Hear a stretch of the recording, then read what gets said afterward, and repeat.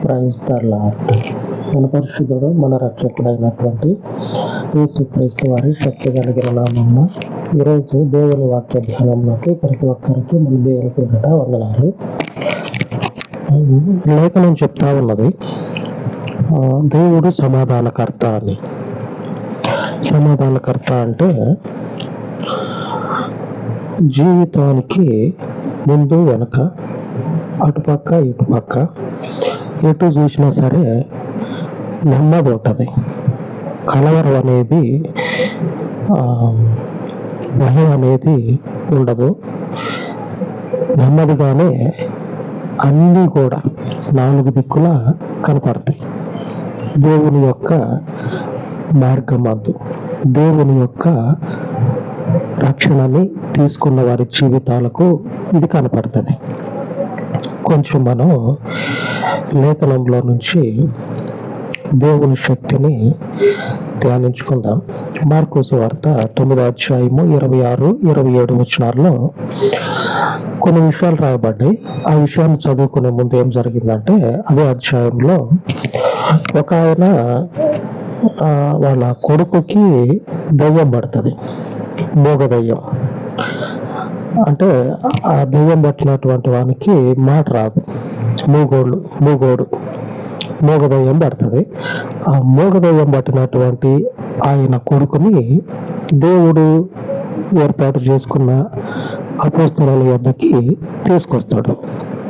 తీసుకొచ్చిన తర్వాత ఈ శిష్యులు ఏం చేస్తారంటే, ఎంత ప్రార్థన చేసినా చేతి తల మీద అలాగనే నూనె రాసి ఎంత ప్రార్థన చేసి ఎంత తన్నుకులాడినా సరే స్వస్థత కలగదు.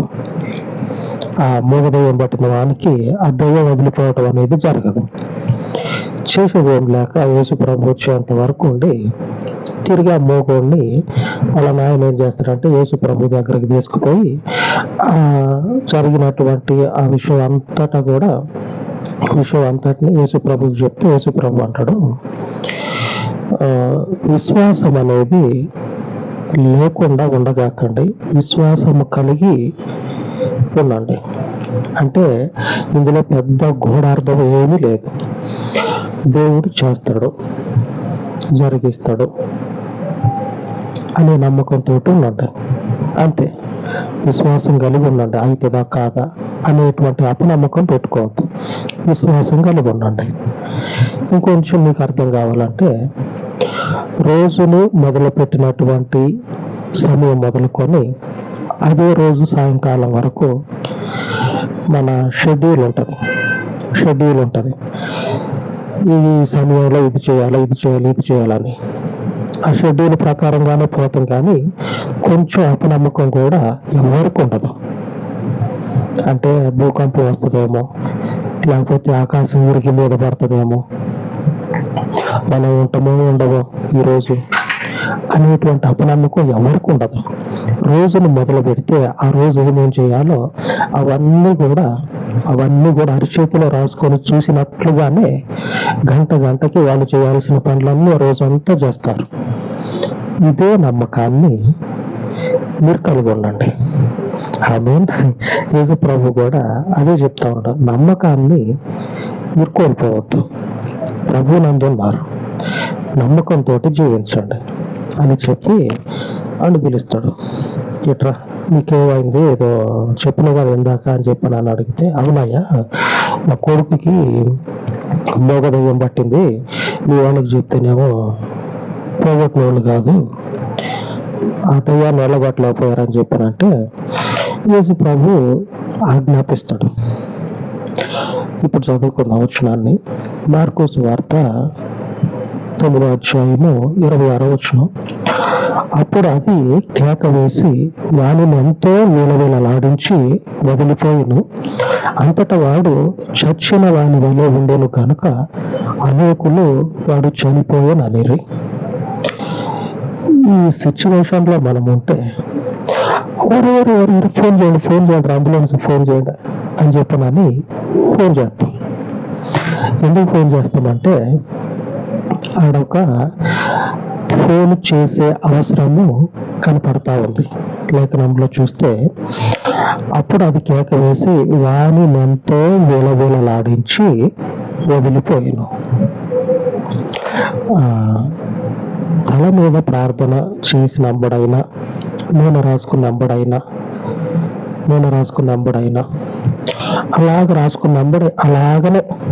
అలాగనే పక్కకి ఆ అనారోగ్యము, ఆ బలహీనత వెళ్ళిపోతుంది అనుకుంటే కొన్ని సందర్భాల్లో అలాగే జరగదు. లేఖనంలో ఏమున్నదంటే వాడిని ఎంతో విలవిలలాడించి, వాడు ఇక మిషన్లో ఏదన్నా ఒక మిషన్లో ఏదన్నా వస్తువు వేస్తే ఎట్లాగ తిరుగుతుంది, అట్లాగ తిప్పింది ఆ దెయ్యం వాడిని. ఆ లేఖనంలో రాయబడి ఉన్నది, వాడిని ఎంతో విలవిలలాడించిందంట. వాడెంత బాధపడ్డాడో. విలవిలలాడించి వదిలిపెట్టింది. మరి ఎన్ని సంవత్సరాల నుంచి వాడి మీద కూర్చొని ఉందా దెయ్యం? ఒకసారి విభాగమంటే పోతుందా? పోదు. ఇక ఏం చేస్తా ఉన్నదంటే వాడు చస్తాడు, చూసేటోళ్ళకి అదే కన్ఫర్మ్ అయిపోయింది అన్నారు కూడా. లాస్ట్లో అదే ఉన్నది.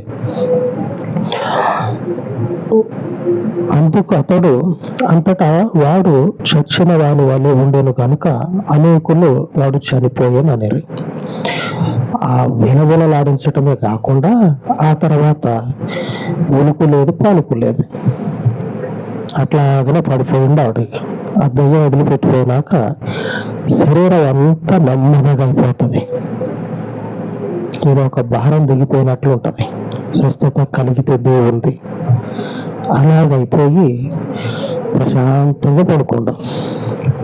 ఇది చూసేటోళ్ళందరూ వీడు చచ్చిండు వీడు ఫోన్లు చేయలేక అని మాట్లాడుకుంటా ఉన్నారు ఒకళ్ళు. లేఖనంలో కనపడతా ఉంది వాడు చచ్చిపోయిండని. అయితే తర్వాత ఏం జరిగిందంటే 27వ వచనంలో, అయితే యేసు వాని చెయ్యి పట్టి వాని లేవనెత్తగా వాడు నిలవబడెను. దేవుడు స్వస్థపరిచిన తర్వాత చెయ్యి పట్టుకొని లేవనెత్తితే లేచి నిలబడ్డాడు. కొన్ని జీవితాలు మనం చెప్పుకోబోయేవి ఇప్పుడు మీకు చాలా అవసరం. కొన్ని జీవితాలు ఎట్లా ఉంటాయంటే స్వస్థత పొందుకునేంత వరకు ఉండి, స్వస్థత పొందుకున్న తర్వాత ఎంబడే వెళ్ళిపోతారు దేవుణ్ణి విడిచిపెట్టి. తర్వాత ఏం జరిగిందంటే యేసు ప్రభు చేయి పట్టుకొని వానిని లేవనెత్తిండంట. స్వస్థత పొందుకుని ఎంబడే విడిచిపెట్టిపోతే ఆ తర్వాత జీవితంలో ఎట్లా నిలదొక్కుంటాం? నిలబెట్టిండు అని రాయబడి ఉన్నది. స్వస్థత కలిగిన తర్వాత నిలదొక్కుకోవాలంటే ఆయన చెయ్యి మనకు అవసరం. ఈ రోజుది ఇప్పుడుది చూడొద్దు. స్వస్థత పొందుకున్న తర్వాత ఆయన నిలబెడతాడు. దానికి తగ్గటువంటి కొన్ని పద్ధతులు ఉంటాయి, దానికి తగ్గ కొన్ని ఆలోచనలు ఉంటాయి. ఆ ఆలోచనను మనం అంగీకరించి ఆలోచన ప్రకారంగా నడుచుకుంటే అప్పుడు నిలదొక్కుంటాం భూమి మీద. స్వస్థత వచ్చింది, నాకు అంత మంచిగా అయిపోయిందని ఎంబడే ఇంటికి పోతే ఆ దయ్యం మళ్ళీ ఎంబడే వస్తుంది. ఆ తర్వాత ఒకవేళ రాలేదు, పోయింది అనుకున్నాం. ఆ తర్వాత ఇంటికి పోయిన తర్వాత రేపటి నుంచి భవిష్యత్తు ఏంది? ఇప్పుడు జరుగుతున్నటువంటి విషయాల గురించి నేను చెప్తా ఉన్నా. కొంతమంది స్వస్థతలు పొందుకున్న తర్వాత విడిచిపెట్టిపోయినటువంటి వారి గురించి చెప్తా ఉన్నా. విడిచిపెట్టిపోయిన తర్వాత భవిష్యత్తు ఏంది? లేఖనం చెప్తా ఉన్నది, అప్పటి వరకు యేసు ప్రభు చెయ్యి ఇయ్యనంత వరకు వాడు స్వస్థత పొందుకొని చనిపోయిన స్థితిలో బతికే ఉన్నాడు. అంటే ఇంకా లగోల స్వస్థత కలిగింది, పడిపోయి అలాగే ఉండవు. స్వస్థత పొందుకున్న తర్వాత జీవితాలు ఆశీర్వదించబడాలి, లేవనెత్తబడాలంటే ఆయన వద్దనే ఉండాలి. ఆయన అప్పుడు ఏం చేస్తాడంటే చెయ్యి ఇచ్చి లేవనెత్తుతాడు. స్వస్థత కలిగిన అంబడే పోతే తర్వాత ఎట్లా నిలదొక్కుంటావు లోకంలో? భవిష్యత్తులో ఎలాగ నిలబడతావు? అందుకే ఆయనకి లేవనెత్తేంత వరకు, ఆయన ఆశీర్వదించేంత వరకు స్వస్థపరచండు కదా. ఈరోజు రేపు ముక్కు ముఖం తెలియనటువంటి ఒక మనిషి ఏదన్నా ఘోరంత సహాయం చేస్తే కనపడినప్పుడల్లా 2 చేతులు వద్దన్నా కానీ దండం పెడుతూనే ఉంటాయి. ఈ చేతికి వద్దని ఎన్నిసార్లు చెప్పు, వాడు కనపడటం ఆలస్యం, చేతి దండం పెడుతూనే ఉంటారు. జీవితాన్ని కాపాడి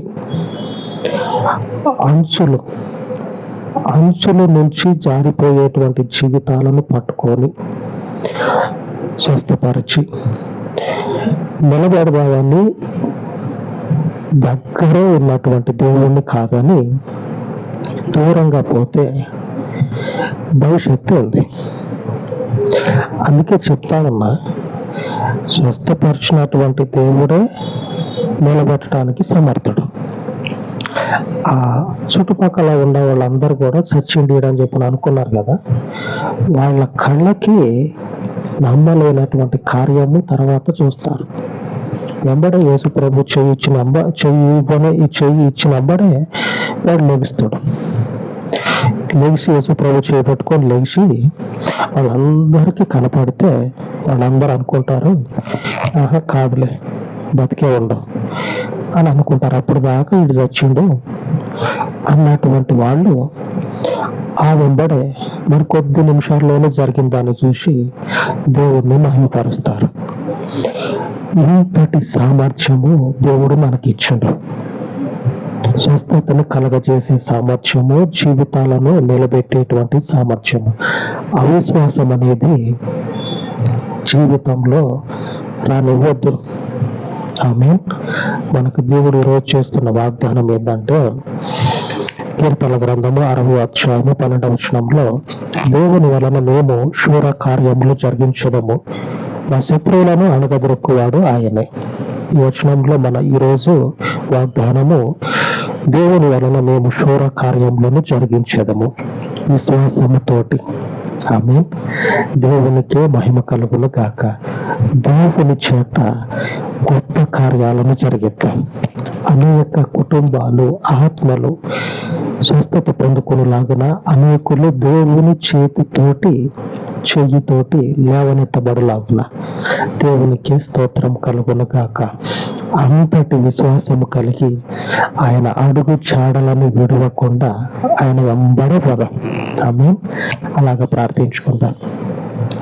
పరిశుద్ధుడైన తండ్రి, లేఖనము చెప్తా ఉన్నది, మీరు శూర కార్యములు, గొప్ప కార్యములు జరిగించుటకు నియమించబడినటువంటి వారని, అపనమ్మకము ఉండకుండా, అవిశ్వాసము లేకుండా నిన్ను ఆశ్రయించిన వారిని, వారి యొక్క జీవితాలను స్వస్థపరచునట్లు, నీ చేతితో వారిని లేవనెత్తినట్లు మాకు తండ్రి సామర్థ్యమును కలగచ్చేమని, మహిమ నీకు కలుగునట్లుగా, ఘనత నీకు వచ్చినట్లుగా మమ్మను బలపరచమని మరొక్క మారు మా జీవితాలలో ఉన్న ప్రతి బలహీనతని నీ కృప చేత కొట్టివేయమని, నిన్ను ఆశ్రయించుచు ఉన్నటువంటి అనేకులు తండ్రి, ఇటు నీ బిడ్డలు, నీ ప్రజలు, నీ వారు జ్ఞాపకం చేసుకొని స్వస్థపరచండి, వారిని దీవించండి. స్వస్థత పొందుకున్న తర్వాత నిన్ను విడిచిపెట్టి పోకుండా నీ యొద్దనే నీ చేతితో లేవనెత్తబడినట్లు వారిని తండ్రి జ్ఞాపకం చేసుకొనమని, నీ కృప చేత వారిని కప్పి నీ కాపుదలలో వర్తిల్లొచ్చమని, ఈ పరిచర్యను విశాలపరిచి ఆశీర్వదించమని యేసుక్రీస్తు శక్తి కలిగిన నామమున ప్రార్థించి వేడుకొనిచు ఉన్నాను తండ్రి. ఆమేన్. ఆమేన్. మన దేవుని కరుణాహస్తము మనకు తోడై ఉండును గాక. ఆమేన్. ఆమేన్.